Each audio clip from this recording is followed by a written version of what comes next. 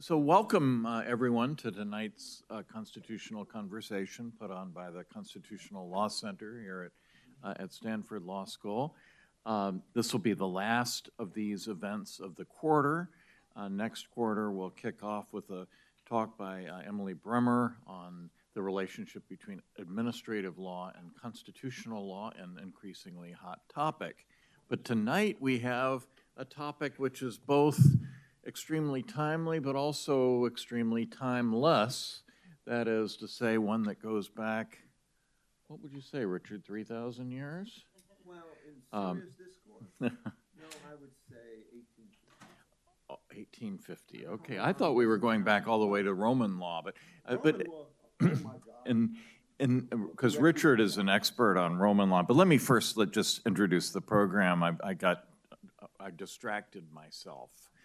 So tonight we're going to hear from two of the country's leading writers and thinkers about the relationship between natural law and the public and private law currently. So this has become an extremely important question in recent times, and not just from one side of the political spectrum, but from a number of different directions. And I'm really pleased to be able to welcome Richard Epstein on my far left and Jud Campbell in the middle to talk about this.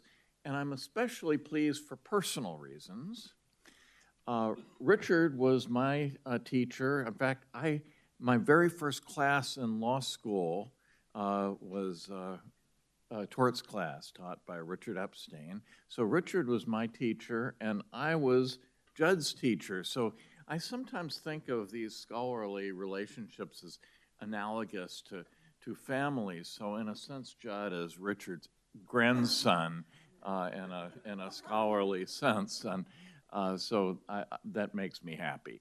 And so I'm without any further comments. First, Richard is going to talk, and then followed by Jud, and then I'm going to facilitate some conversation between them, and then we will open the floor to the audience for further questions. Well, it's so, very Richard. nice to be here.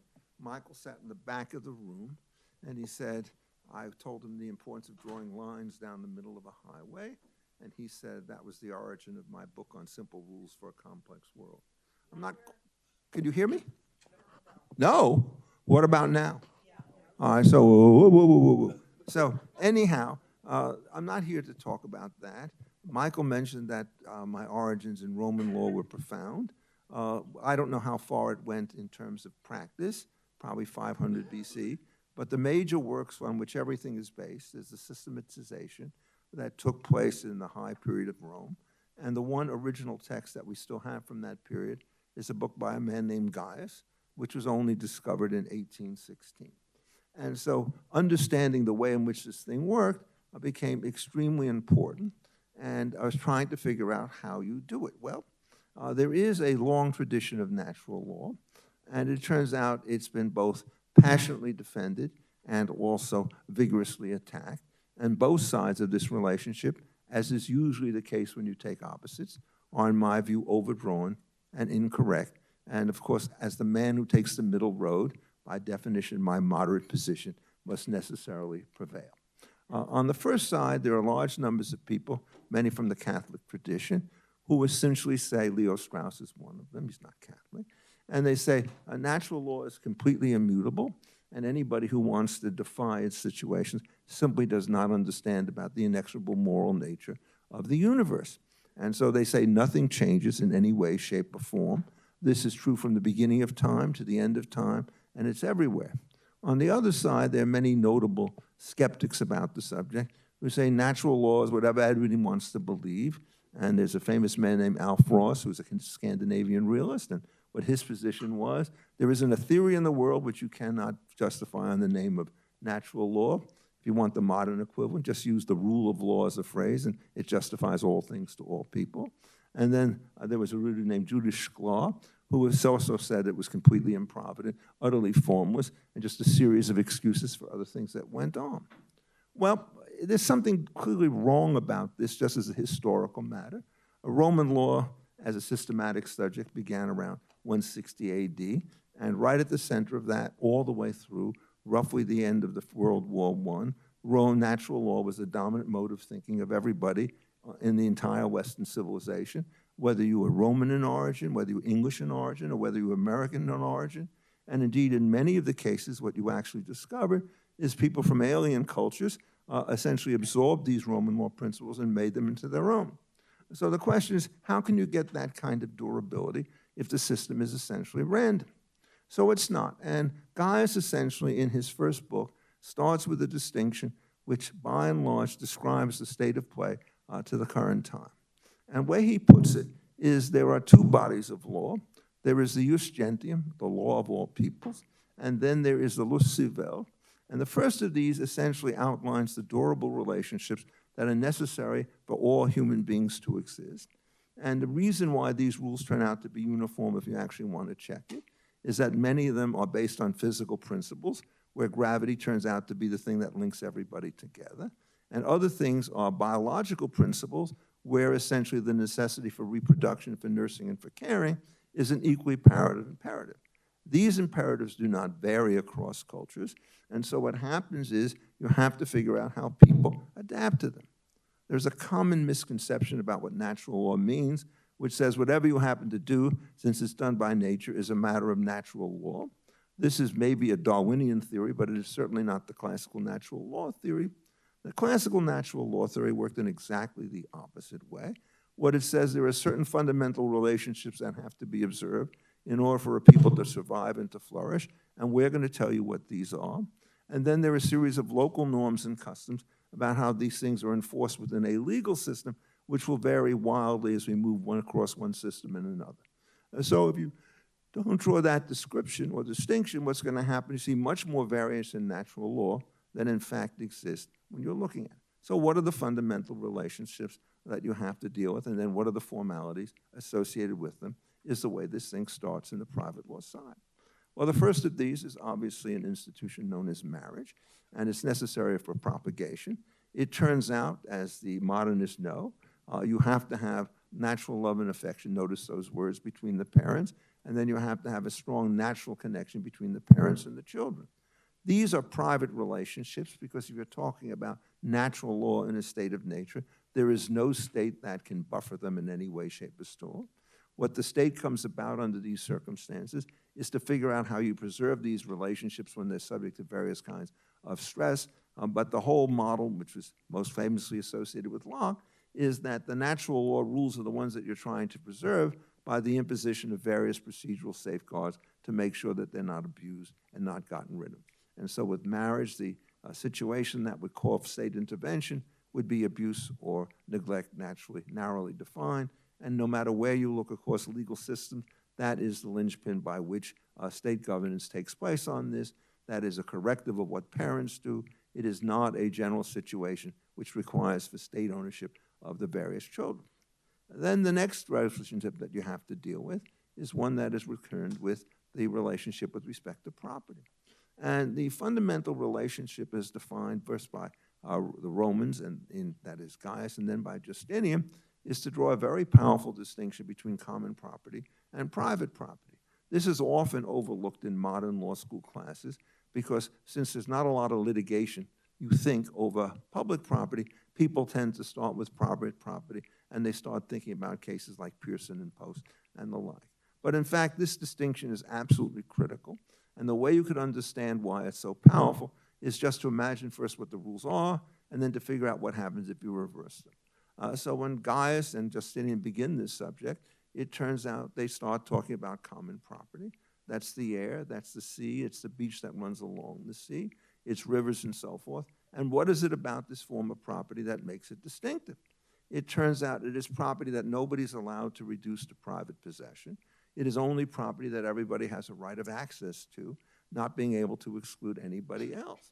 And the question is, suppose you reverse the rules and had the rule with respect to land, which says the first person who occupies some particular piece of land is in fact its owner against everybody else. You could imagine what would happen if the rules were reversed, and that tells you something about their overall efficiency.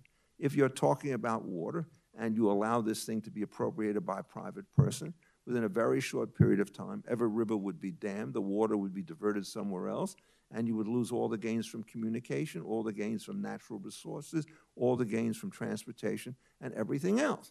And so the system would be so utterly beastly incompetent that civilization would come to an end if you applied private property to these kinds of arrangements. And from the very beginning of time, the first approximation was always that what you do is you have a system in which these things are left open, and then the question turns out to be thereafter, is there any way that you could mix some private uses with the public uses so to expand the gain without destroying the essential quality of a river, which allows for all of these things to happen? And this is very sensitive to the different kinds of land that you have, but the simplest system on the riparians, it was those people on the edge of the river would in effect have the right to water their cattle to it, so long as they did not upset the continuous flow of the water, which meant that things had to be done in a proportionate level to the rainfall and so forth. You have multiple people on the river, and the standard rule, which has always been applied as a natural law matter, is you think of these things as being done by pro rata, so that you can have a relatively simple divisions exercise instead of some more complicated system of the way stuff works. You will then discover with water, as with everything else, if you leave it in that particular state, there are going to be degenerations, too many people using it, the rivers sifting up and so forth. So in the state of the civilization, what the government does and it tries to stabilize these kinds of relationships. And this, in fact, has been the dominant pattern everywhere that you look. To give you but another illustration of how ubiquitous this situation turns out to be, what happens when the river starts to move in or out? And there is a very clear rule called the rule of alluvion, which says small movements of the river do not create vacant land, which can be taken by individuals. What happens is, to avoid a situation where somebody has a useless slip of land that blocks somebody from making use, the general rule has always been you never give anybody the right to exclude anybody else unless they can make some kind of use of the land themselves. So the riparians get the water down to that, and the small fluctuations don't matter. How powerful is this? Well, it turns out to be the dominant rule that's used for rivers.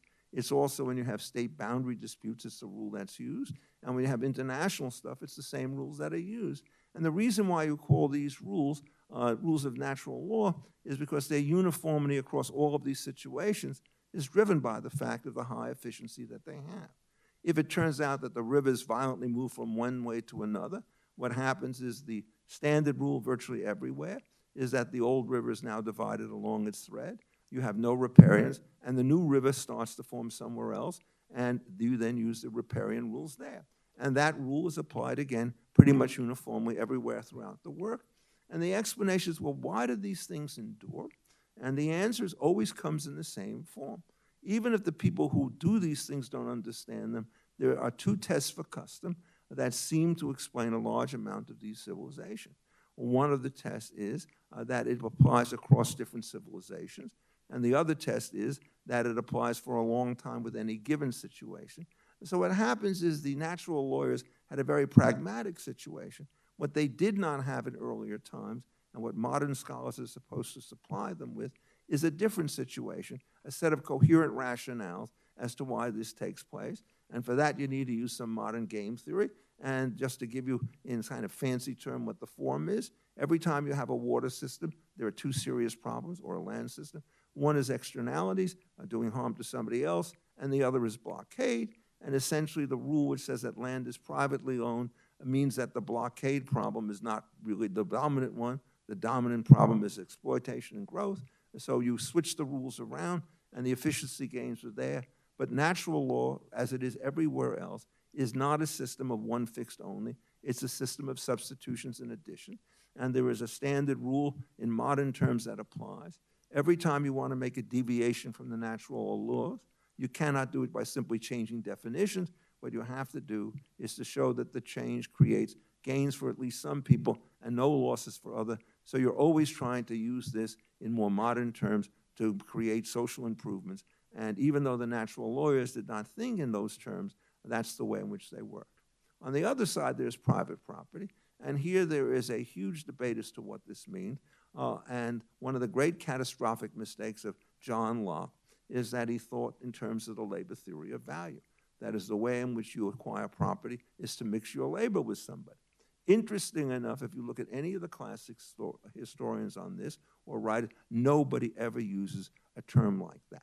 What they say, the term is occupatio. And the question is this just a verbal difference, or does it make a huge difference? And the answer is it makes a huge difference. If you're playing a system under the rules of occupatio, there's a necessity to keep land private if it can be developed, farmed, and so forth. But the last thing you want to do is to spend so much money keeping the private element there that you lose potential gains from fire. If you start having a labor theory of value, it turns out you have to spend more and more and more in order to acquire the property, and then it's only not clear whether you just get the value of your lien or something else, and so the system is very inefficient. The rule with respect to occupatio is do as little as you can in order to demarcate the property as your own so that the gains that you get from using it will be as large as possible. These gains are not just personal to the person who acquires the property. It turns out that it can be shared with other people because the full system of property rights is one that not only allows you the right to exclude, but to enter, but also the right to develop and the right to essentially allow other people to come in the land one way or another. And putting all of these things together means that you get property rights in the most constructive fashion. The great fly in the ointment in this case is what do we do about pollution on other people? There are natural law definitions of pollution always involving offensive smells and so forth. And one of the great questions is if you take this seriously, you do not allow any state to redefine the term nuisance so as to cover things that weren't by the natural law difference, because under those circumstances, the moment you engage in the redescription, everything turns over. So as to give you one famous example on this on the private side, you have a situation where the common law rule has always been if you're in urban settings, not rural setting, there is no easement of light or air. You can build as high as you want, and other people can do the same thing, because it turns out it's just too much of a drain on development if nobody could build everything for fear of somebody else. And then there's a famous case called Fontainebleau said, but you can change this by zoning. And if you're a natural lawyer, you can never change things by zoning unless you can justify the change. And it can't be a matter of legislative definition. So moving to the constitutional law side of this for a second, if you started with one of the more famous cases, New York Times against Sullivan, one of the great insights of Justice Brennan in that particular case, he said you just can't call something liable and make up the label. You have to show that it meets the standard definitions. And what he's saying, in effect, is constitutional scrutiny is consistent with the natural law tradition, and he's not going to allow you to deviate from that. When you start getting to property relationships, it's always the other way in modern constitutional law. You want to change the definition, God bless you, and we could always use it the new way. And it's interesting because the more you have a traditional system of strict scrutiny or even intermediate scrutiny, the less degree of freedom you have. So the notion of nuisance in a First Amendment context tends to be fixed. In a property context, it tends to be totally fluid. So then the question is, and I have, what, about 6 more minutes or something, Mike? Right. Is how would you then sort of work this thing into a constitutional framework? And it's absolutely critical to make the following basic transformation. When you move from private enforcement to government enforcement, the fundamental rule always should be that what happens is the government takes resources by way of taxation, by way of state, and what it does in effect is it uses the common law rules that define the relationships between private individuals to define the relationships between the individuals and the state. That is, in this translation, to solve the problem of enforcement, which is the major problem of a purely private system, you do not allow people to transform the way in which substantive rights are done, because if you start to do that, what you end up is with a gentle form of tyranny. So let me give you one out of huge numbers of examples. One of the most famous cases in the lexicon, at least my lexicon, is a case called Willow River against the United States, which was decided in 1945. And this was a very simple water case in which the person who was on a navigable river raised the river so that somebody who had a mill on the non-navigable river lost his waterhead because the water could not go down. And the question is, what do you do? If this were a private dispute, the answer is absolutely clear. If you start to alter these kinds of changes, then in effect what you are doing is altering the natural arrangements, and it's tortious. So the guy on the top of the river can force the guy on the bottom to do it. Well, if the state wants to do it, the logic would be it could condemn lands for public use But what it has to do under these circumstances is to compensate the fellow who lost that. Justice Jackson then makes the most fatal mistake that you could make. He said, look, when you're dealing with these cases and the state comes involved, the state is not bound by the rules that deal with the private parties. And it can do whatever it wants with respect to the land because of what it calls a paramount easement that the government has over this kind of property. So if they want to raise the river and wipe you out, that's just fine. A couple years later, there's another case called Rands, in which the government, in order to make sure that the river would flow freely, simply barricaded it so the riparians could not get there. And it said that the single dominant issue, the paramount easement, was all that it took to do this. Now, you have to understand what the transformation is. In a private law system, all water rights are relative. There are multiple uses. You're constantly trading off one against another. And now the government comes to form and says, we don't have to do this at all. What we can do is just simply stop it in this particular way. And so you have no private rights. Now, where does this end up? It goes from water to land in a case that all the lawyers have heard of, namely the case called the Penn Central case, in which what Justice Brennan does is he takes the remarks from Willow River and says, when it comes to the government, we can define things any way that we want. And therefore, if you start to look at that case, this was a situation of air rights over a distinct building that were perfectly protected under state law. You could exclude others. You had the right of support from your building down below. You could lease it. You could sell it. You could mortgage it. You'd give it away. And it was a strong right system. And he says, I don't know what that means. All rules have to be ad hoc. And the moment you make it ad hoc, you just have to ask the question of whether the government interest is more important than the other side. Those are questions that nobody could answer in a coherent fashion. So in the end, what happens is you have a system with respect to land use regulation, which is so unwieldy and so catastrophic in many ways is that at the bottom line is it leads to an enormous amount of social losses because you don't follow the other things. And then just to finish this up, I've talked about the natural application of the takings rules to this area. There's also the question of how you do procedure rules and so forth. And it turns out if you're a natural law theory, what you're worried about is general relationships which are not dependent upon those institutions that are created by the state. So there's no natural law which tells you whether you should or should not use a jury of one form or another, set the burden of proofs. The two natural law rules that you have to obey are audi alteram partem and nemo iudex in causa sua, i.e., these are still modern words. You have to hear the other side, and you have to have a neutral truth. Why is it that you have to do these things? Well, many people think there's a serious gap between procedural and substantive law, but the natural lawyer doesn't think that. When you look at these rules and you say, well, why are they put there? Ask yourself what would happen if they're not there. And so you have two parties, and there's a coin, which is normally 50-50, which will reflect the outcome of the case. And if you don't have to hear the other side and you don't have to have a neutral tribunal, that coin becomes loaded. And now it becomes a 70-30 coin. The net effect of having dubious procedures is to make a wealth transfer between the two parties that is illicit. And so what happens is it's a taking. And the case literature understands the very close connection between these two things, but there are too many literary skeptics who say they're completely different worlds. And this is the point on which I want to end, which is if you understand how the natural law system works, it is largely uniform across all of these various situations where the distinctions that you get turn out to be subordinate procedures. Do you or do you not use a jury? This comes up in the Insular cases, and it turns out the old judges got it right, because what they said is the natural law rules carry over whether you're dealing with the United States or Puerto Rico or the Philippines, but the procedural rules can differ amongst these various places exactly as our good friend Gaius would have it. So thank you.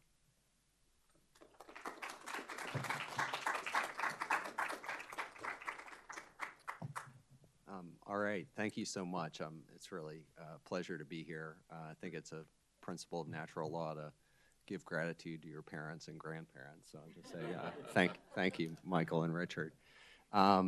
Richard and I come at this topic in very different ways. And so I just want to start by saying a little bit about how I come to the topic. You see in Richard's remarks that he is a natural lawyer, and so he's just off to the races explaining how our legal system makes sense in light of principles of natural law. I'm an intellectual historian, and so what I focus on is how people thought about ideas of fundamental rights particularly in the late 18th century through the 19th century. And so I'm both not coming at this from an internal perspective as a natural lawyer, and I'm also not, in my writing, typically engaged in very granular, detailed analysis of what particular rights require.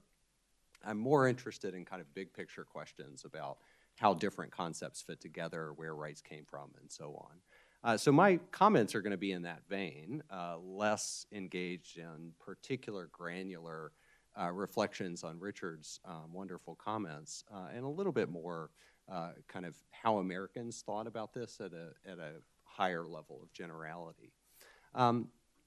And I want to make kind of three main points. One of those points is about the relationship between natural law and thinking about natural rights from a social contractarian standpoint. The second is going to be about the institutional role in deciding how to determine rights. And then lastly, I want to make a comment about, and this is particularly relevant with respect to the constitutional dimension of this, a distinction between ordinary general law and then fundamental general law.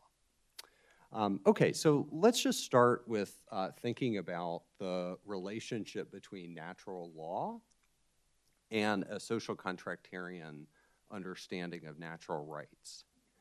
So up through the Enlightenment, there's a basic appreciation of natural law as an ordering principle for all legal systems. This is very much in line with what Richard was saying. And that's certainly true of the major Enlightenment thinkers who inform how the founders thought about law. So here I'm thinking about people like Hobbes and Locke, Vattel, Pufendorf, Grotius, Hutcheson, Blackstone. I mean, a whole line of Enlightenment thinkers are steeped in this natural law tradition, but they tend to view the idea of natural rights in particular with a really important overlay from social contract theory. And the basic idea here is we imagine what the basic functions and limits on governmental authority would be if we engage in a thought experiment, imagining what life would be like without a government, and then reconstructing the reasons why people would choose to create a polity in the first place. And for the founders, this was really important because it put on the table a concept that Richard's comments are not engaged with, which is consent. So for the founders, what they think of when they think of retaining natural rights, they're largely focused on the idea that you retain control to make decisions about how those rights are restricted. And so although people like Blackstone are very much natural lawyers, they're filtering an understanding of the role of legal institutions and so on through this idea that political authority is grounded on consent just as much as it is grounded on a sort of natural law need to have a structured polity in which we solve coordination problems and so on. So that's really important because when the founders come around to making natural rights arguments during the 1770s in support of their revolutionary cause, they're not claiming that principles of natural law limit the extent to which Britain can impose taxes. What they're claiming is that they, because they hold natural rights, must have representation in decisions about how to limit those rights. So the very idea of natural rights here is functioning not as a way of substantively defining what the government can or can't do. It's very disengaged from what Richard was talking about. It's much more focused on a question of institutional functions within a political society. Who gets to make decisions about the control of those rights? So that then leads into the second point that I wanted to engage with, which is about institutional role. So how is it within a society that we make decisions about what the natural law requires? Now, the natural law writers that I was talking about earlier recognize that there's some principles of natural law that are just self-evident, where there's not going to be any disagreement. The unjustified killing, that unjustified killing is unlawful, or that parents have an obligation to support their children. Basic things like that, there's not going to be any disagreement. But across a huge area of law, there are going to be disagreements. And part of the disagreements are going to be based on underdeterminacy in the natural law. We just don't have a specified point at which somebody can be identified as having the consent to, the capacity to enter into a contract. And so we need for positive law to come in and tell us it's 15 or 16 or 18. You need some decision about the question of capacity in order to make the legal system work. And then also, there can be situations where even if in the abstract there is a natural law answer to a particular question, we might just have widespread disagreement about what the natural law requires. And so just as a matter of epistemic authority, we need somebody to tell us what it is that the natural law requires. Okay, so in a lot of these cases, we need an authority to tell us what the law is. We need some positive law to help implement the natural law. And what is that authority? Well, this ties back to the first point I was making about consent. For Americans, the authority to determine the dictates of natural law resided in themselves and in representative institutions. So because it was necessary to preserve your natural rights, to maintain control over those rights, to only have those rights limited with your consent, it could only be representative institutions that actually engaged in the delineation of positive law to specify natural rights. So of course, the legislature is a primary authority for doing this. Representative legislatures speak for the people. You elect those representatives, and they can then consent to restrictions of rights on your behalf. But there are other ways of doing this. Juries are actually seen as central to the implementation of a system of natural law because juries are thought to be the people themselves, assembled in a much smaller, more local way, but still retaining a sort of self-possession of rights in the implementation of law, not just in the creation of law. And then lastly, and perhaps even most importantly for the 18th century thinkers on this topic, common law itself is thought to have the authority of popular consent because the common law, as a matter of custom, is widely accepted by the people themselves. So through the long-standing acceptance of common law principles, the people themselves, not just their legislatures, have come to recognize the applicability of those common law rules. So this is really important because each of these ways of delineating natural rights is not so much about how do we get the answer right. If you're just asking how do we get the answer right as a matter of natural law, you would look to whatever epistemic authority is best situated to tell us what the natural law requires. And the answer to that question is sitting on my left. But that's not their answer, right? Their answer is largely based on this understanding that retaining rights is all about retaining self-determination. And so they look largely to democratically responsive institutions to delineate the content of natural rights. The last point I want to make is about general law and a distinction between general law that is ordinary and general law that is fundamental. And this is really important for conveying sort of how I think about the relationship of general law and the Constitution. So there's all sorts of general law that's ordinary. So there are a slew of common law rules that apply to property transactions, contracts transactions, and so on. But then there also are particular, and those, because they are aspects of ordinary law, those principles can be displaced by legislatures that are acting in their role as regulators of rights. So you might have a principle of contract law recognized by the common law, but a legislature can come in and say, we actually think this principle needs to be modified along the lines of what Richard was saying, how principles of natural law can, in their specification, change over time. And the legislature had a role in doing that in many of these situations. But there's also an idea in the late 18th and throughout the 19th centuries that some aspects of the general law are fundamental, that they actually constrain legislative decision-making. And here there are two variants of this. One is a notion that some particular common law rules are fundamental in character and therefore can't be abandoned by legislatures. So the rule against prior restraints is a good example of this. Also, the rule against uncompensated takings that Richard mentions is a good example of this, where it's just contrary to general fundamental law for a legislature to say, nope, you no longer have that right because we think that it would be better serving the common good to get rid of it. So some particular common law rights have this fundamental status. Then there's also a recognition that natural rights generally, but in a much thinner sense, have fundamental status. So as a citizen, you have a right to liberty, you have a right to property. That right is regulable by legislatures in promotion of the common good. It has very minimal legal content, but it still is among your fundamental rights. And in order for the legislature to limit that right, it has to do so in service of the common good.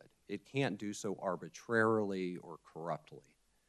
And that's really important for the framers of the 14th Amendment, for instance, who recognize these rights as being among your rights of citizens, because they think that the black codes, the codes that imposed lesser legal status on newly freed black citizens, were the quintessential example of corrupt and arbitrary legislation. So they think it's really important, even though your right to liberty or your right to property is underspecified by natural law, they think it's really important to recognize a limit on state authority to restrict that right and to make sure that federal institutions could come in and ensure that that limit on state authority was respected.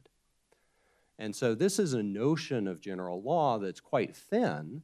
It doesn't provide a lot of legally specific content that you can come in and claim in court, but it does allow for you to make an argument about the boundaries of legislative power having been overtaken.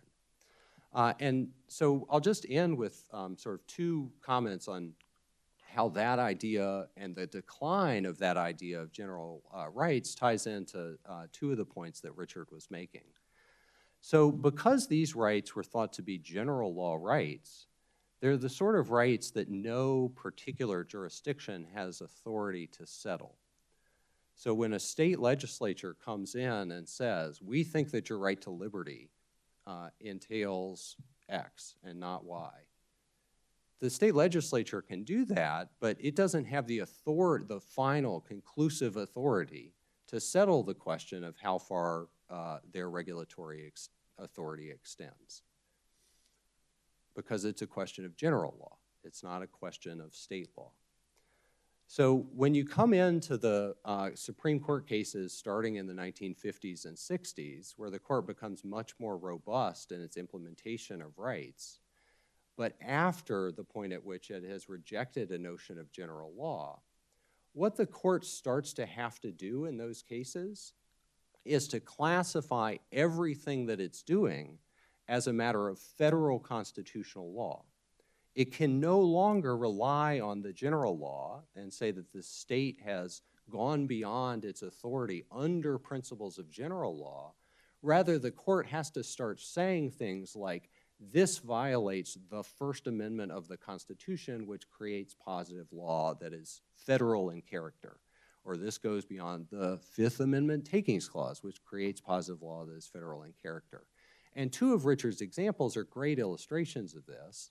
The New York Times versus Sullivan case, where the court says that the First Amendment imposes a new element on state tort law, requiring states not only to apply tort law in ways defined by state law, but also to recognize that in cases involving suits against public officials for performance of their duties, the state has to, or the plaintiff has to prove actual malice by the defendant. So that's the court doing something as a matter of federal law because it has to look to federal law. It can no longer look to general law. If we lived in an earlier world, the court could have said the state's manipulation of basic principles of tort law here is just a manifest violation of basic general law principles. So it would not have to come up with a new element and call that new element something that is grounded in the First Amendment, distinctively federal law. It could just rely on principles of general law to say what the state has done here is well beyond its capacity to regulate and define general law. The other example is the Penn Central case.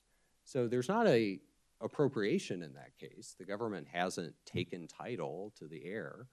But what it has done is it has limited the ability of the property owners to use what the government continues to recognize as their property, the air rights.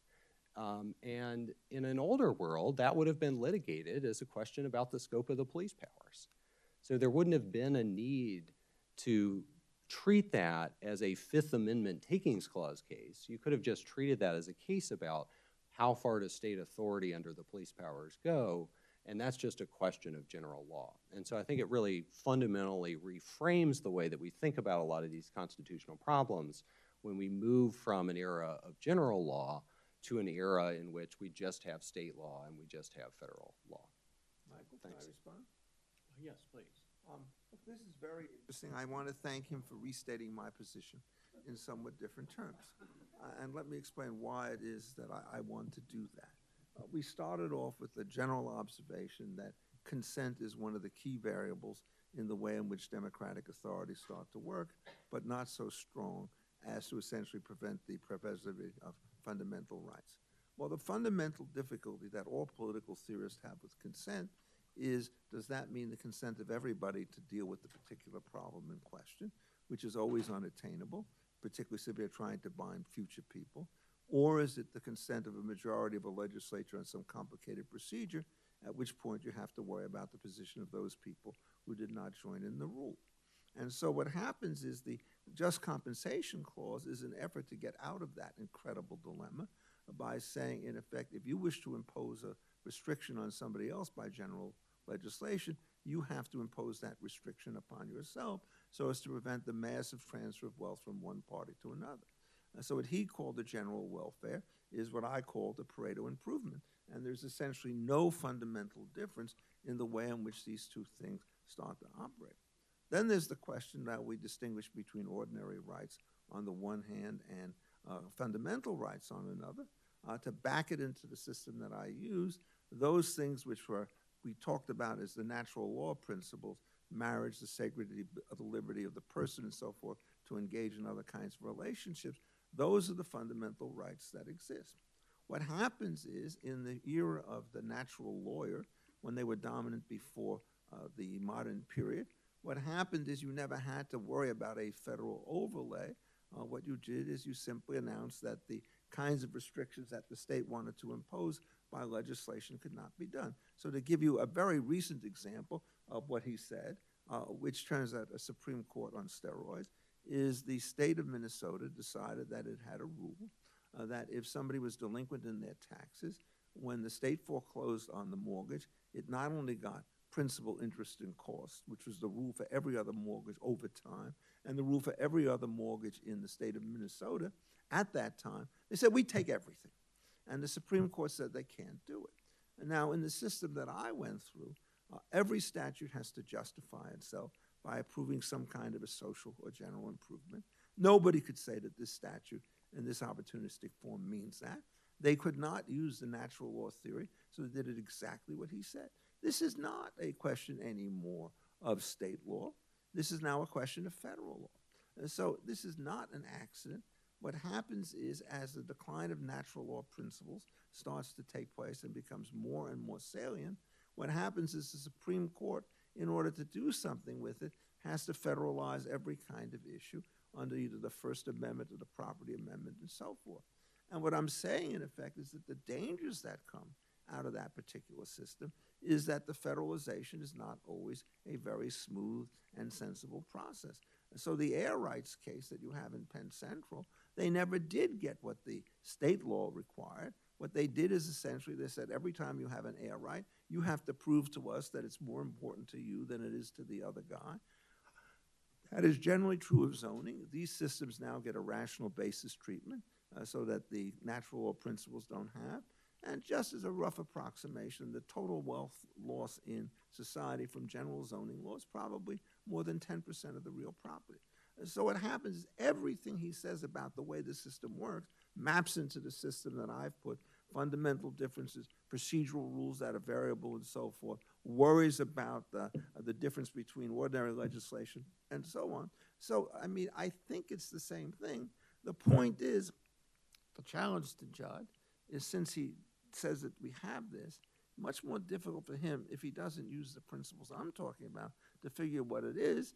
And he kind of hinted at that by saying, I keep looking to what old Richard said when we're doing this. And it seems to me, therefore, that his approach is not so much a criticism of the one that I took, it's a slight verbal reformulation of it in ways that I think undercut the natural law element and give too much weight to the federal government, which on this particular issue is inconsistent with the original constitutional design of having fundamental rights controlled by state law, residual federal powers, and also leads to too many slips in translation because the guys who are making the situation, they don't believe in the property part of this equation. Nuisance is whatever I think it turns out to be is a very common phrase. And so what happens is the federalization also leads to skepticism, and the skepticism leads to a fundamental destruction of important rights that a natural law theory would protect. Thank you, Richard, and I like the fact that we're beginning to tease out, what are the differences between, I didn't think Jud was offering a critique of your position, but it's also not clear to me that the two positions are as close as you may think. So let me just ask Jud, if I understand what Richard has said, he thinks that the idea of the common good, so what you have said is that natural rights can be altered with consent, but only in the interest of the common good. And I think I understand Richard to be saying that common good is a term which needs more specification, and the specification is Pareto optimality. Do I get that right? Well, it's the first thing, yes, but it's not. That turns out to be insufficient. The other half of it, which requires a lot of explication, is the unconstitutional condition doctrine. Well, let's get to that in a moment. Okay. Let's begin. I wonder what Jud thinks about the first step. So Pareto optimality, if I can remember my Econ 101, Pareto optimality is when there is a change in circumstances such that some people are better off from the change and no one is worse off. That's Pareto improvements, not optimality.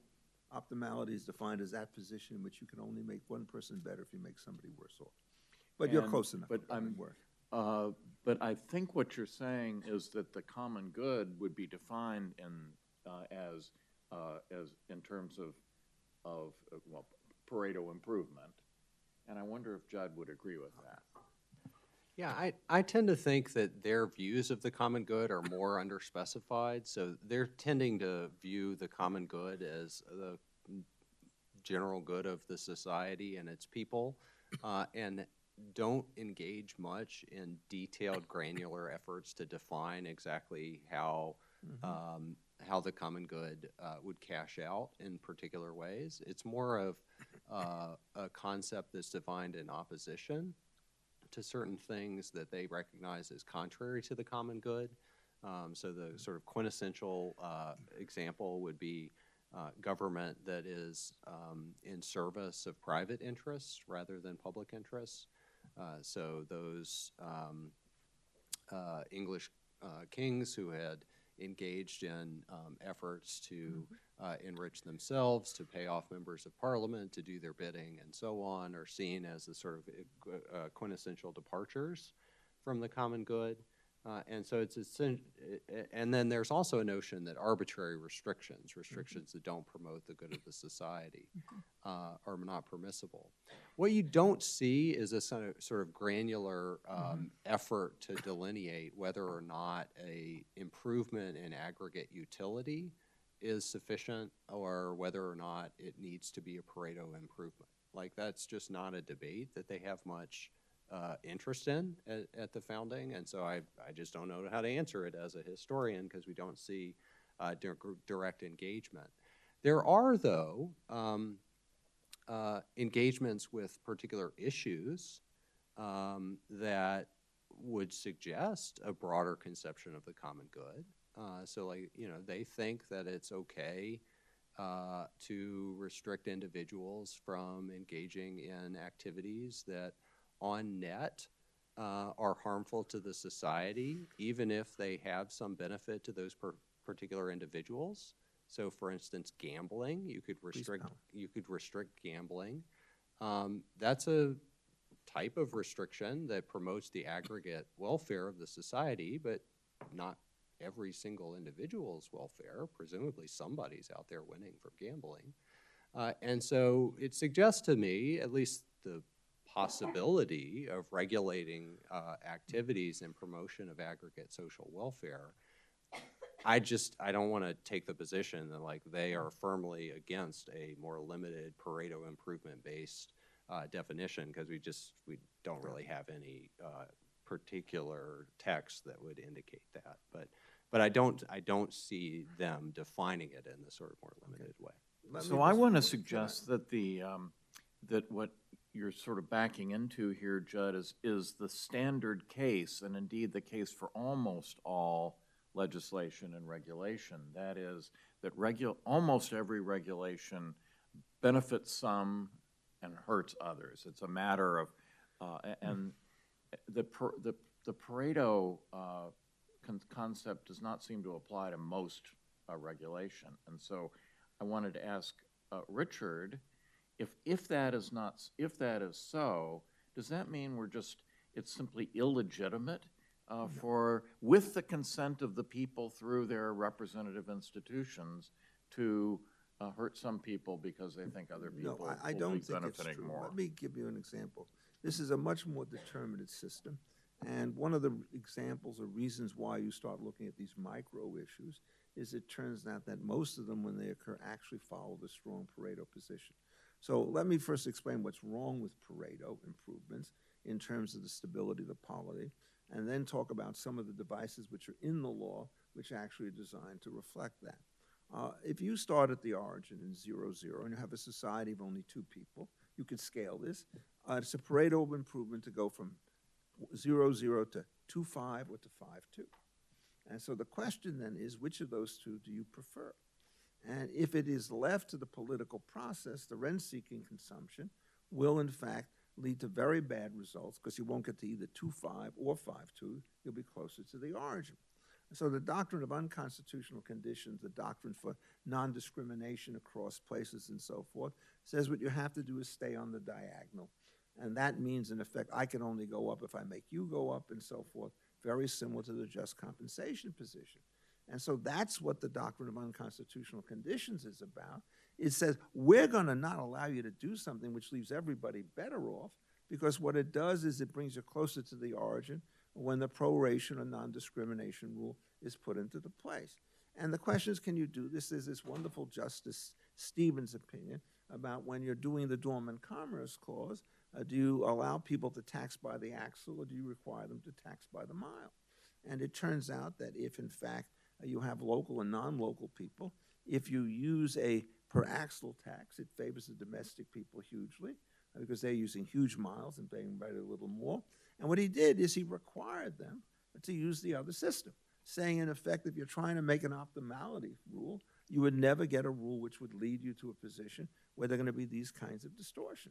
So at that level, when we start dealing with individual cases, it turns out that we're much more astute in the way in which it's done, so long as we have a higher level of scrutiny. And that's all that I'm saying about this. And then if you want to go through in some detail, every case that gets wrong on unconstitutional conditions, you can figure out where it is that they made a mistake, usually because they don't understand the proper definition of the initial property rights, and then they are willing to say that so long as I leave you better off than you were before, I can take the lion's share of the gain. So very simple case is the Knut-Kunz case. They say, look, you want to basically put something on your land as a development, we'll let you do it so long as you repair a bridge, which is far miles away, right? Remember the case? And you're better off because you get to build, and we're better off because we get the bridge.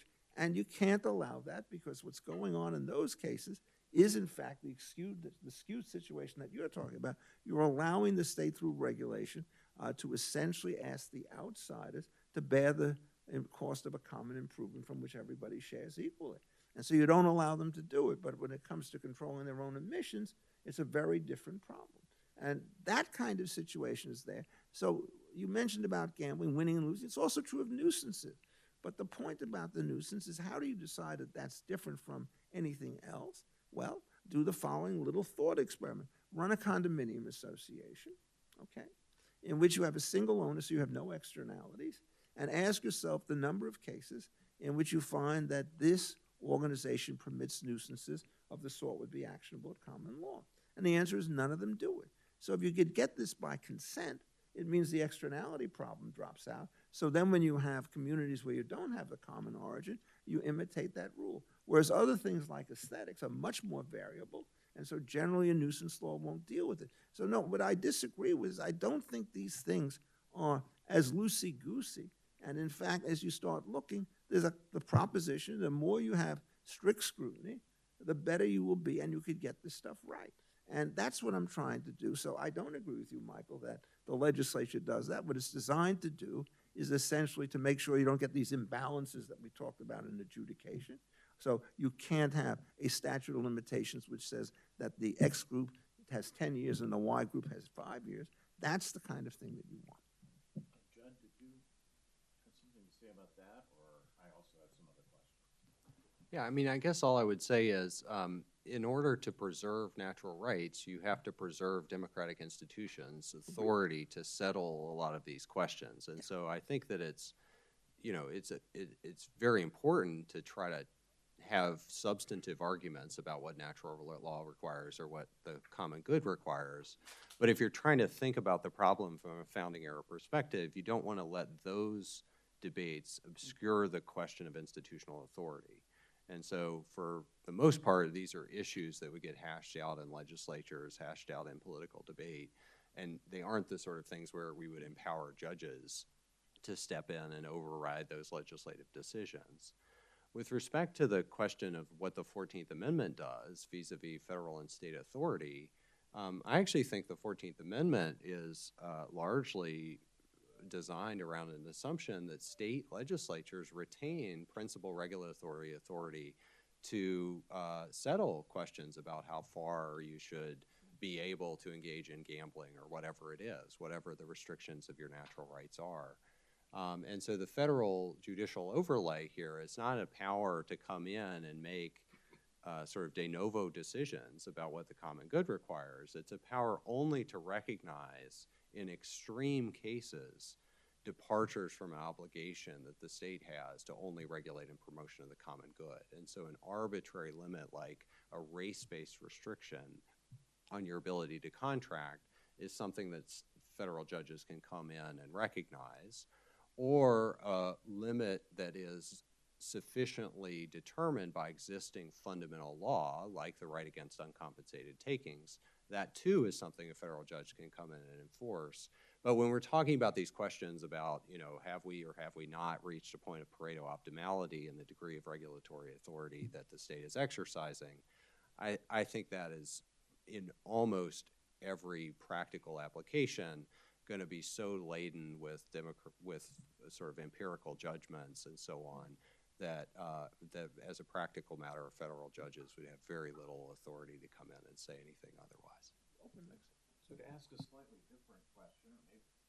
ask a slightly different question, it seems to me that, Richard, you have set out, a number of granular provisions that come from, that you think reasonable people will come to these, like if it was a single owner condominium association, the condominium owners will all come to, certain things. I assume there's some things where they'll come to different ones because of different tastes, but no, the point is, given the fact that there's somebody who has the power to admit it, to exclude, what that person will do is create a situation where there are no externalities because everything you do is consented to, and he'll make the trade-off. I'm going to put this restriction on X because the gain I get from Y is Right, greater. but the point is, I think you believe that in at least most or a lot of these cases, every reasonable condominium owner will come to the same set of conclusions about the rules that we're talking about, just as you were talking about the natural law. Every country, every people tends to come to the same set of rules. And I was going to ask both of you whether this is the same, whether you understand this idea of certain rules that sort of emerge from a natural reason as being the same as what Jud has labeled general law? But let me answer the following way. Every condominium association has two kinds of rules. There are certain rules that are fundamental, meaning the scope of an apartment and its size and so forth, which you cannot get rid of. But every condominium association, like every corporation, realizes there's some mid-level decisions, like when do you paint the lobbies and so forth, and those things are delegated to a board subject to the unreasonableness requirement. So essentially, if you look at these kinds of organizations, what they do is exactly that. And the key point about the first principle is, if you don't like it, you just don't join that association. And to the extent that you get people who join an association whose views are more like one another, it turns out that the second-order decisions, what do we do in the lobby and so forth, are easier. And it is very clear, my wife and I went through this many years ago. If you're in a condominium association where half the people are retirees and the other half of the people have small children, when it comes to common facility, they fight. And so what happens is, often what they do is they restrict the way in which you could join membership so as to reduce the variance at the front level so as to make governance easier. But these systems of private governance are the model on which public governances work, and they have these distinctions. So when we move from this private model, as it was just really kind of a metaphor for the community as a whole, my question is, are these ideas that you're talking about, these principles that emerge from, that would emerge from rational people thinking about it, is that the same thing that Jud is talking about when he talks about general law? It's very close. Remember, the point here was that I said all of these kinds of small mid-level issues on procedure and so forth are in fact not part of the natural law, and you expect to find a high degree of variations amongst them. And that was true, for example, in the insular cases. One place in the Puerto Rico. So I'm not asking at a level of detail, are they always identical? I'm asking, are these the same conceptually, are these the same What he idea? is saying about the things that are left to democracy are essentially about the formality rules that you put into place to buttress the natural laws, which are the fundamental ones. So that's what I said in the initial speech. If you actually make it operational, there isn't all that much difference. The point about the natural law theory is when you're talking about what the fundamental principles are, the question is how generative they are. I wrote a paper many years ago about H.L.A. Hart when he wrote something called the minimum content of natural law. And the answer that I gave was the not-so-minimum content of natural law, saying if you start with those principles and then do things by way of analogy and comparison, the substantive system is much more comprehensive. So if you really believe that you can't take somebody else's property, then you believe that you can't shoot guns when these people are trying to sell property to somebody else. That's interference with advantageous relationship by force. And you I'd be curious to know whether Jud thinks that these are the same thing. Yeah, so I think the idea of general law is trans-jurisdictional or cross-jurisdictional law, and that would include principles or rules that apply everywhere. So principles of universal law, as the founders would have called it, would apply in every civilized nation, and so those ideas would be part of the general law. But it would also include those principles that are common to Anglo-American legal institutions and peoples. And so there were certain things that were general law that applied everywhere, but there were also some aspects of the general law that were specific to nations that, or states that had inherited the English common law. And so jury rights are a great example of this. Richard does mention that jury rights are contested, whether or not they should be recognized as part of the natural law. That's right, but there are plenty of Americans who think even though jury rights are not a principle of universal law, they are a fundamental feature of our legal systems as inherited from the English common And law there's system. nothing that I said that bars that. And so that would be part of what I'm calling general fundamental rights, would be not only those rights that would be natural rights, but also rights that are specific to the common law that are recognized to be fundamental in status. Now, let me show you the intellectual origins in the reverse direction, that is, the parent learning from the child. Your co-author, Bill Bowd, right, came to NYU and started to talk about the general law in connection with Swift and Tyson in various cases. And so I listened to him on that, and I said, that's exactly a general law, which is not a constitutional law, but essentially the point that you make is if you have checks, they have to run with speed across different jurisdictions, or they're going to be useless. And so what they did is, in effect, they developed the principles of negotiability. And the famous case of Swift v. Tyson, which you discussed there, was the one which cited all sorts of international sources to indicate that that was the principle. So why were they there? Because it was a cunning case. The story when he wrote this said, I'm not sure New York follows this general principle, so I'm going to make it a principle of general law, not a principle of local law. And he was just telling a falsehood. New York essentially did follow this general principle, but he wanted to make sure that nobody would deviate, so he used the general law principle. And the difficulty, of course, as you guys pointed out, is we're not caused of whether general law is state or federal, right? Where does it sit? And how do we get to it? And then it turned out the general law principle is mangled by many cases where local law should have done. And so then you get Erie. And then Erie does not apply to general law. Is this me blowing up in some sense? And what you start to see is different variations. I could go through all the stuff, but essentially what happens is if it's long and skinny and crosses jurisdictional line, local rules are never allowed to dominate. If it's short and squat, local rules should do that, and that's true with property. And so when Justice Holmes, in several cases, said, I don't believe in this natural law principle, he gave this as a jurisprudential issue, which I think he was wrong, saying you don't have a body of law outside any individual state, which is binding on everybody. But he had two very powerful points.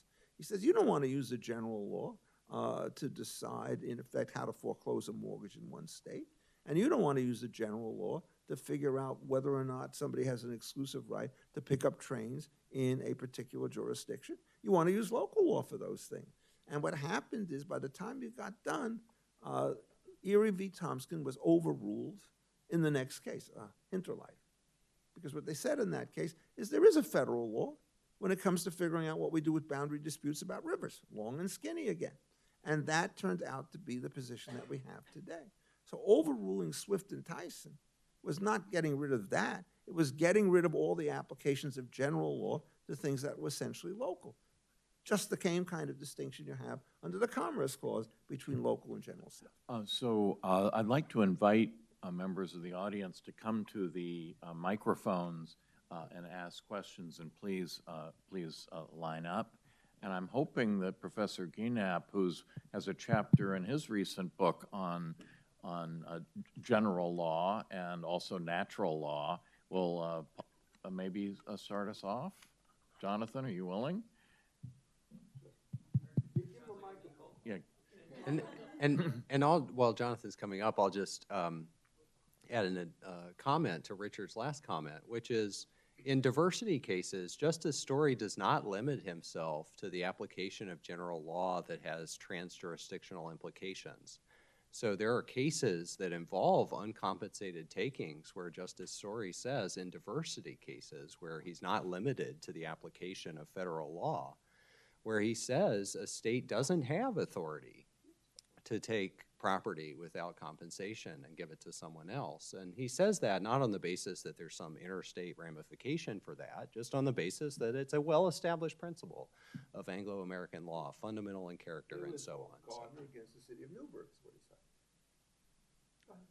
Well, thank you for this rich discussion. So in trying to maybe tease out whether you two agree, disagree, where it might be, Jud really emphasized the question of representation at the founding, and I spent a lot of time thinking about that. And so much of what they understood to be the common good was downstream from what counted as adequate representation in the 18th century, and there wasn't necessarily agreement on that. And that cut across both. Do we understand it in the sense of legal authorization? That might be voting, but might not be. There were different ways to think about that. Or in the sort of more classic English sense that went back certainly to the English Civil War, but predated that, about mirroring in the sense of representation like a portrait, right? And it had little to do with authorization, or didn't have to have much to do with authorization. It was about whether or not the assembled institution could be said to, in the words of John Adams, think, reason, and feel like the people. But then there's also the jurisdictional dimension of sort of state versus federal, which often hinged, and whether there was residual authority on your account of, I mean, it could be any number of things, but it had a lot to do with historically thick accounts about what the United States was, and whether or not the government that spoke for the United States spoke for a nation of individuals or something closer to a nation or a set of states. So I'd be curious, I mean, I think Jud is really emphasizing all of those dynamics in the institutional sense, which is not just about consent and the common good, but is about particular understandings of what it means for a legal actor to speak for someone else. And I'd be curious, I mean, to everybody, but also specifically you, Richard, how you see that setting in. I completely agree with that. That is, when you start with one of these systems, you have natural principles, institutions and enforcements become very large. And so to give you one historical illustration, our good friend John Locke, what did he do? He wrote the Second Treatise of Government 6 years after the passage of the Statute of Frauds and 15 years after the 10-Year Abolition Act, right? And what he said, in effect, I'm worried about how we preserve property interests. And I think what he was thinking about is it's okay for a state to get rid of this elaborate system of tenure because it's so inefficient. And it's certainly the statute of frauds is designed to fortify the enforcement of voluntary contract. And when he meant regulate contracts, he meant essentially figuring out how you could put in a formal system which would make these things clearer. He didn't mean, oh, we're going to regulate contracts by putting a $10 minimum wage on that. It was a very different conception. And that's absolutely part of the picture. Now, with taxes, let me give you, are you familiar with the law of special assessments? I've heard of it. Yeah, well it's a very interesting field because it shows you exactly what's going on. The basic 19th century principle was that you have a development which benefits only a small group of people, and therefore you do not want to put the tax on a large group of people who are not affected positively or negatively. And what you do is you create a taxing distance, say for a cul-de-sac with 50 houses in it, whatever, and you have a rule which says you have to do this by vote, but you have to win a social supermajority, right, in order to get a revenue tax on that. And then you have to have it roughly equal proportion to the properties. And they then have a huge debate as to whether it's the value of the land or the value of the improvement, which is the correct measure of that. You get to 1905, and you get Justice Holmes wrecking the system, as usual. It's a case called Louisville and the Nashville Railroad. And what happened is you had a road that was a public road, and what they did is they decided to tax the properties on the right side 50%, and the properties on the left side 50%. The property on the left side was, in fact, a railroad, which abutted the road but didn't use it, and the properties on the right side were people who used it but shared it with all sorts of other people because it was a through seat, not otherwise. And so what happens is, this is a classic case of what Jud talked about, getting a real perversion of the system, and how did it get through? Rational basis.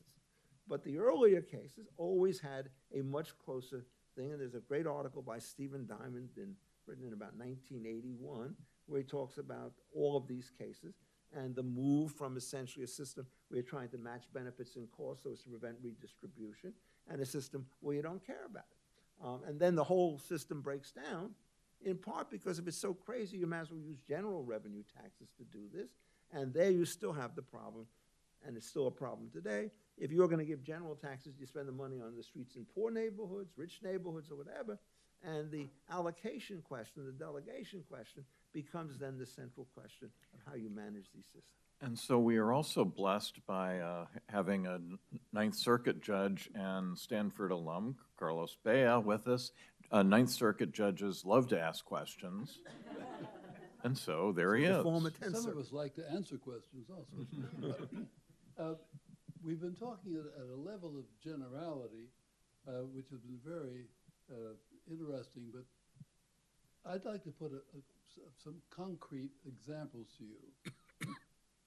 There is no area where we have such varying results in the different circuits as the area of gun control. And I was wondering if there was any insights that the natural law or the general law can give us to resolve any of the present problems that we have in what the government can do as far as gun control. You want to go first? Or do you want me to go first? Look, this is one of the key problems of all systems. And what happens is the major issue that we face with gun control regulation and similar regulation is a question both of substance and of timing. And so the first question is, can we regulate who buys a gun or not? And I think the answer to that question depends upon your estimate of alternative error, which is going to get you to a legislative judgment, just as Jud said. So you're going to say, if we have a categorical rule, you don't sell guns to people under 14, you don't sell guns to people who are former criminals, and so forth.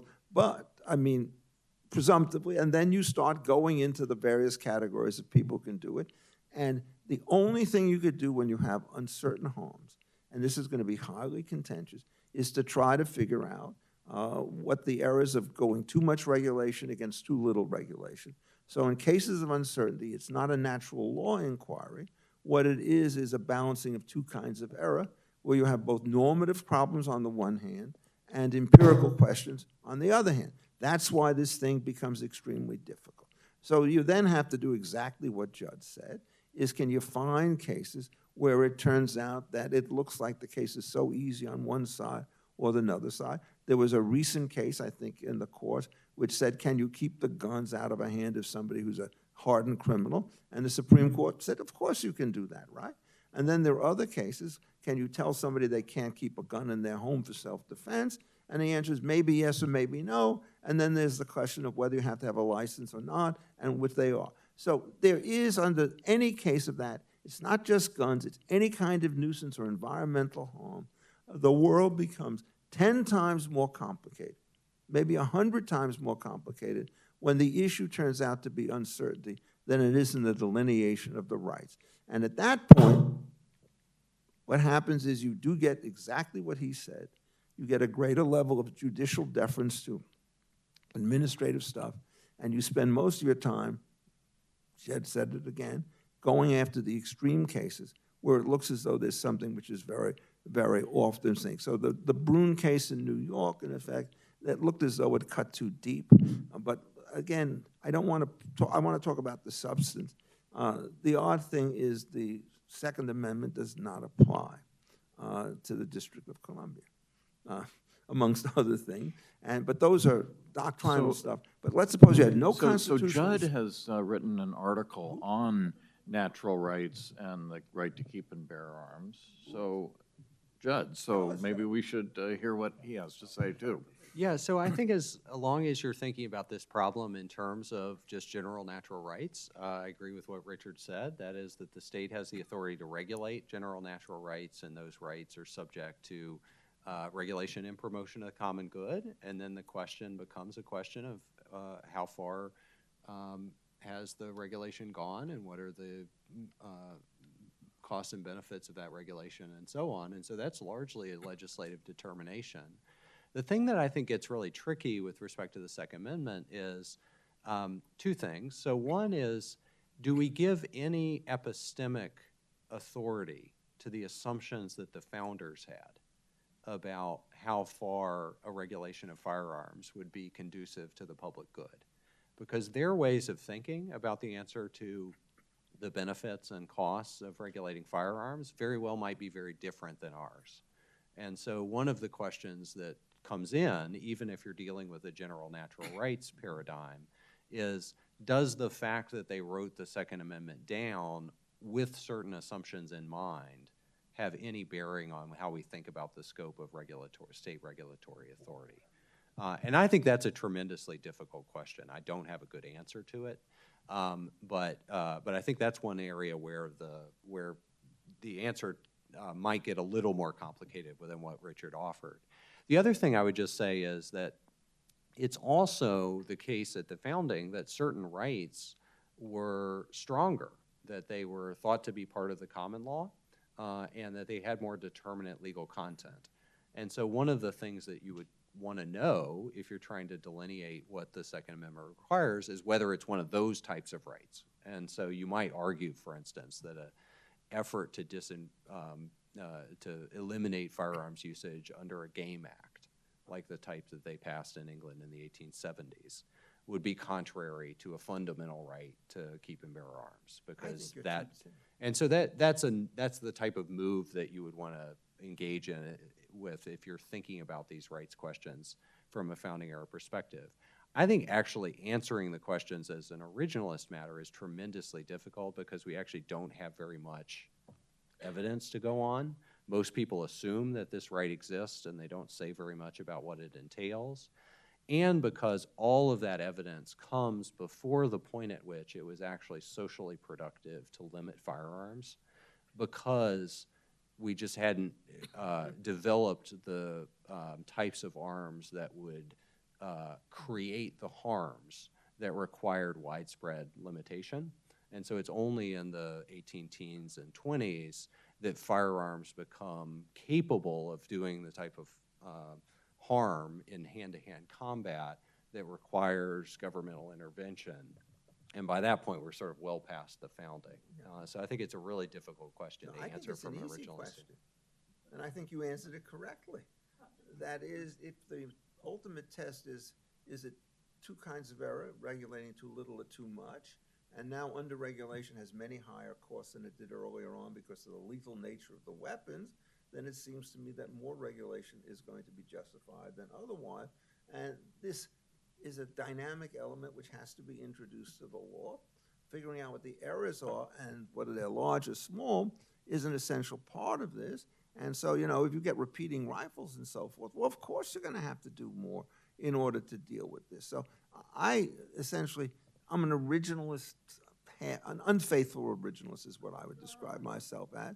But if you want to do this, I think the dynamic element that you would put back to originalism is every time you start talking about the principle of equity and trying to figure out how far you go, it's two questions you worry about, two kinds of errors and on the injunctive side. And then the question is ex post, how effective is a remedy in damages if it turns out somebody goes too far? And so in this case, I think he's clearly right. But take the environmental stuff. Most of these risks now are much, much smaller than they were even 2 decades ago.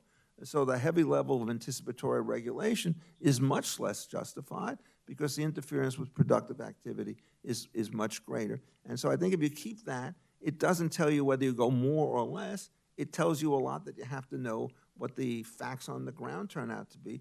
And you can't be a useless theorist like me. You have to be a devoted empiricist on these questions. Question over here.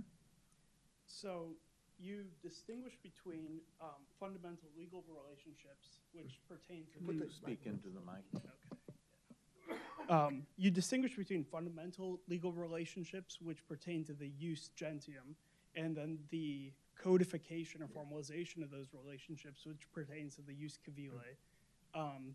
And it seems that parallel to this, you have 2 criteria for identifying what's part of the natural law, stability or durability and Pareto efficiency.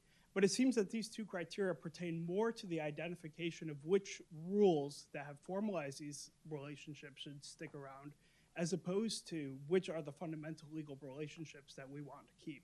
So even if you go back, so my question really is, how do you reconcile disputes amongst natural lawyers about which relationships are fundamental such that they're part of the jus gentium? So for example, even Cicero in the De Officiis, Book 2, says that private property does not pertain to the jus gentium. He says it's only a jus civile. And Justinian does the same thing when talking about slavery. And he seems to actually say in that context that people have a different opinion than him. Yeah. So these are my worries. Oh, well, you have big worries, and let's take the biggest worry, slavery, which was, in fact, one of the great contentions. If you go back and you start with Gaius, essentially just talks about it as an institution. Justinian has a slightly more expansive view in Book 1, and he says that slavery is, in fact, an affront to the principles of natural law because it underfunds the fundamental covenant of equality amongst individuals. And we know that they're unequal.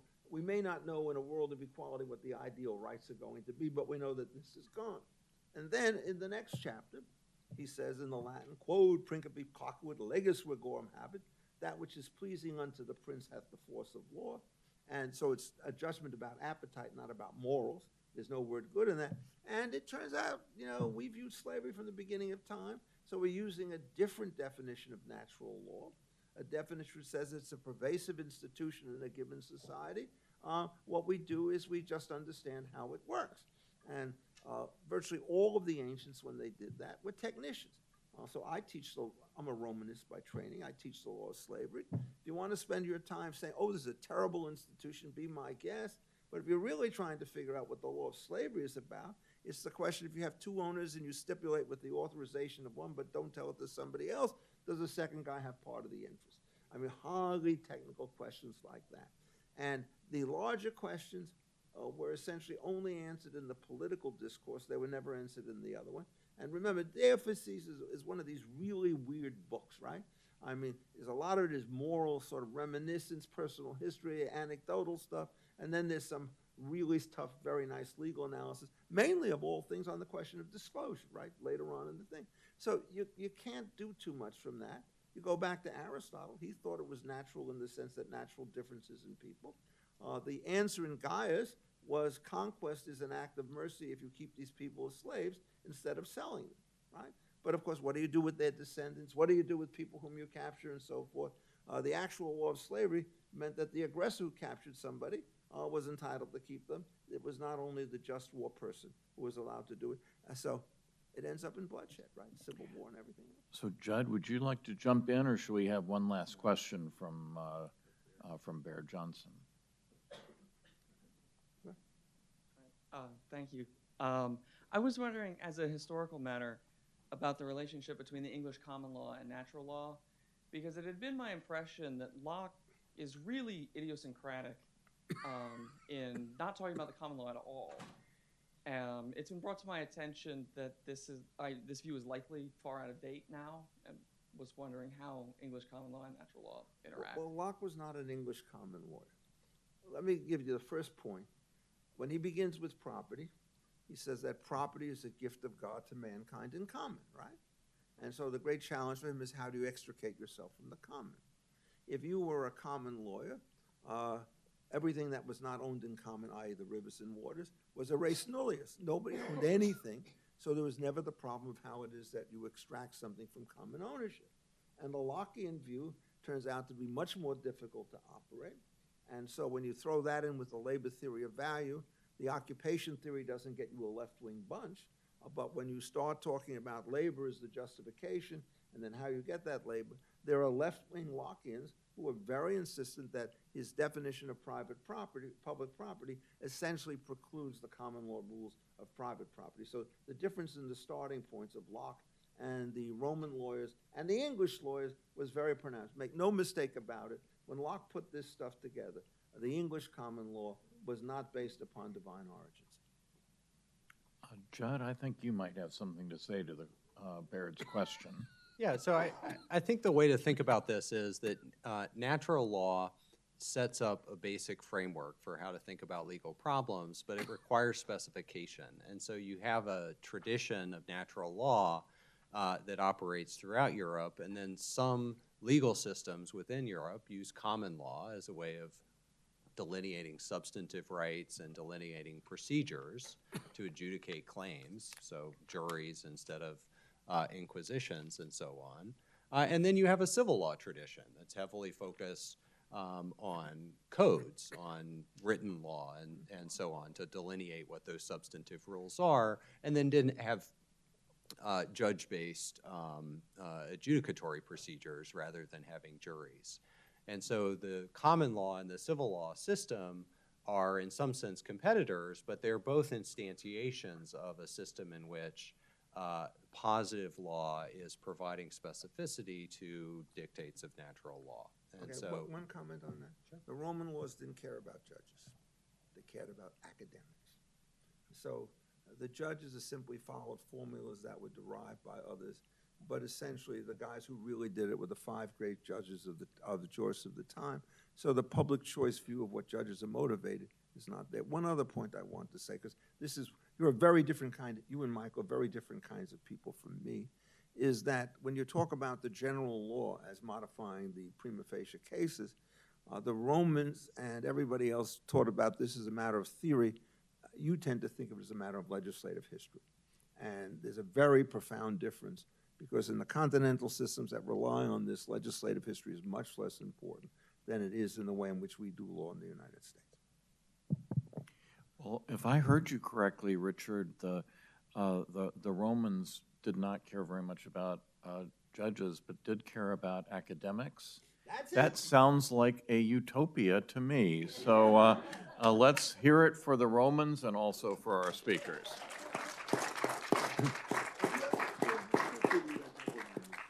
So thank you very much. And as I said, this is the last of our constitutional conversations for this quarter.